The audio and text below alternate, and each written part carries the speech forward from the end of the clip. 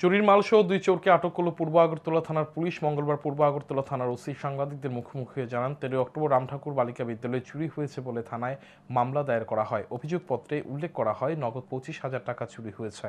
তার আগের দিন বনমালীপুর পার্থ লস্করের বাড়িতেই চুরি হয়েছে বলে মামলা দায়ের করা হয়। পার্থ লস্করের বাড়িতে থাকা সিসি ক্যামেরার ফুটেজ খতিয়ে দেখে রাজীব কর্মকার নামে এক চোরকে শনাক্ত করা হয়। সোমবার গভীর রাতে তাকে জিজ্ঞাসাবাদ করার জন্য গ্রেপ্তার করা হয়। তাকে জিজ্ঞাসাবাদ চালিয়ে দীপঙ্কর বসাক নামে আরও একজনকে গ্রেপ্তার করা হয়। দীপঙ্কর বসাকের একটি দোকান রয়েছে, সে সর্বদা চুরির মাল ক্রয় করে। রাজীব কর্মকারের কাছ থেকে নগদ 5,000 টাকা উদ্ধার হয়েছে। সে স্বীকার করেছে এই টাকা সে রামঠাকুর বালিকা বিদ্যালয় থেকে চুরি করেছে। বাকি টাকা সে খরচ করে নিয়েছে। বাকি চোরদেরও শনাক্ত করে আটক করার চেষ্টা চলছে। ধৃত দুই চোরকে মঙ্গলবার আদালতে সোপর্দ করে পূর্ব আগরতলা থানার পুলিশ।